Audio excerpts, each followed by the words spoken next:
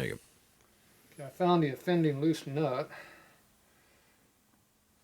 It itself doesn't look like it's been loose. It doesn't, it's not showing a lot of evidence of being worn.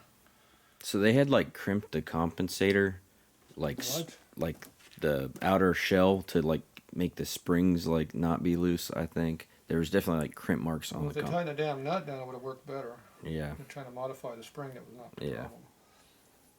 But I'm not showing wear. I've seen these nuts where they're worn pretty heavy on the outside edges and this edge here, and I'm not seeing that. So the compensator itself wasn't eating up the nut, but the whole assembly was loose, eating up everything. Yeah. So here's our cam. So you look at the needle bearing, you can see kind of like lines in it. Okay. Where wear Yeah. moves in them, the Yeah. rollers. So I knew it had a lot of miles on that thing. Yeah, like once it figures out to stay on, it stays on. So you can see there's a pretty noticeable wear mark in that. You can see right there it's pitting. It's just starting to pit. Just starting to fail. And then all the trash, like the lifters, it's rough because of all the metal through the motor. Yeah. And let's see, it looks like that's starting to pit too. See all the pitting going on? Oh yeah. It's starting to fail. Yeah, see over here, same thing. It's pitting out right there. You can feel it. Your fingernail catches all that. Yeah. It actually catches it, so it's bad. First it gets kind of rough like the roller. See how this lobe here, it's not pitting, it's just rough? Yeah. And after it's rough for a little bit, then it starts eating up and turning to pitting like that. And then it turns and the lobe starts disappearing. Now this is heat treated metal, so when this gets in the motor, it does a lot more damage. Now the bushing, remember we have bare wear in the bushing? Yeah. You can see the evidence of the material getting in there causing wear in the bushing. Yeah. This is where the seal was, so it's not worn too bad, but you can see in here, it's here. See, from here to here, there's no bush, there's no contact. Mm-hmm. The seal rubs right here because it's right on the outside edge. This is the bushing right there. This is where there's no wear because it doesn't hit anything. It's not touching. Like just the gap between the seal and the bushing. See right here, I don't feel any waviness in it. Feel right there. Okay. Go over here, where the load is, you can feel it. Yeah. Okay. That's where the cam pressure is at. Because you go like this, you can feel different things. So this has a lot of wear on this here from wear.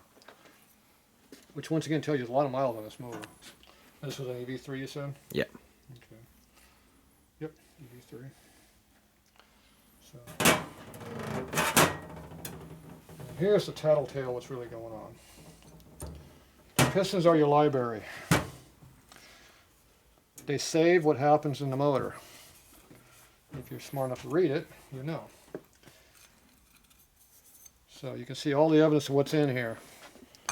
If you see real shiny metal, that's heat treated. If you see dull metal, that's usually aluminum or dirt. And you see, you don't see a lot of real bright shiny speckles. You do see a little bit here and there, a couple of them, but it's pretty much dull.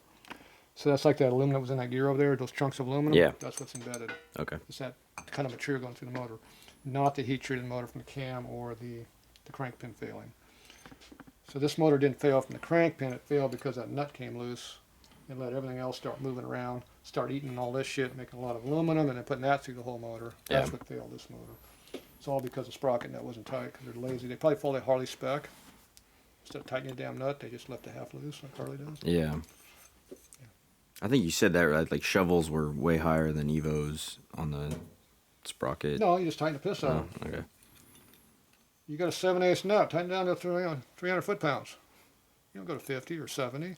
Yeah. Tighten the damn thing down. It's got a big nut on it. Why do you think it's got an 1.5 inch head on the damn thing? Tighten it down. So then you see all the vertical scratching. Obviously, that was the scratch that we were seeing in the cylinder. So this is on the coast side. Over here is the wear side. See how the marks are deeper? Yeah. Now the wear pattern is right here. Over here is clearance. The pistons aren't round. See all this metal over here? Yeah. Especially right in here. That's chunks getting inside there. That's the chunkiness in the oil. So this shows you how dirty the oil was here. This shows you how much stuff was in the oil. This shows you how big the chunks were in the oil. Because small chunks don't leave marks over here. So that tells you what's going on. You can see there's quite a bit of stuff in there. Yeah.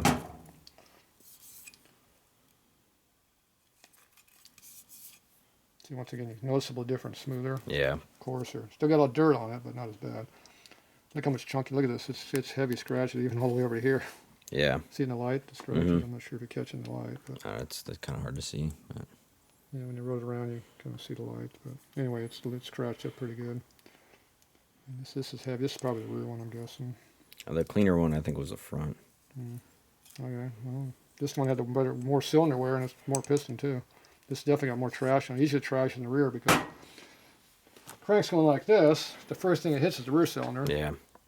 The front cylinder's after all the shit went past the first one. So usually most of the stuff gets caught in the front, in the back cylinder. In this case here, the wear's in the front. And it's got a lot more debris on the front piston if this is the front one. Now, usually that means front, but that would be the non-thrust side. So both arrows were pointing towards each other, towards the intake. I think the valve relief. No, that's not what it's supposed to be. It's supposed to be to the front of the bike. Okay. Because the pistons are offset. Yeah, I don't know, dude. So they put it in backwards. That's why the piston's got material where it's not supposed to be wearing because the piston was put in backwards. This is not supposed to be the thrust side, but it is. Yeah. Because they put the piston in backwards. That's supposed to mean front. Now, Wiseco and some of the other brands, they put the arrow on the exhaust side, yeah, but that's not how Harley did it. Because when you offset the wrist pin, Yeah. the piston's the same front and back. There's only one part number for a piston. Front and back is the same piston. Yeah. So there's no reason to have an arrow on there unless there's an offset on your wrist pin. That means the pin's not centered to one side or the Yeah. other. So they put it in backwards, and that's why it's got all the metal, all the wears in the wrong spot. So, oh well. But once again, I'm not seeing the crank being the issue. It's all the stuff that's going inside here. Yeah. It's all the metal from other stuff. And then obviously the primary chain, all that stuff got. The head alternator had to be destroyed in there when they were in that thing. Much crap that went on. You don't see this unless there's major damage in here. Yeah. There's a lot of shit going on. But I still know how that screw got from here over here. I don't see that yet. That's a new one. I've seen weird stuff in there, but that's not supposed to be that way. Now this is that bearing that was all loose. You feel how uneven, how worn that is. Yeah. So that's not grooveness from pushing on and off. That's radial groove. I mean, it was spinning. Yeah. And you can feel it. It was eating it up. So, yeah. The bearing itself, see, the bearings are fairly smooth. Yeah. They got a little bit of roughness to them. It takes a lot to wear a Timken bearing, but the bearings themselves didn't really fail, and that's why the races don't look too bad. When you look at the races, they weren't too awful bad in here. Yeah. It's got a lot of miles on it, but it's not. They're not showing the debris like everything else is showing. Okay, some more issues. All right, we'll be back.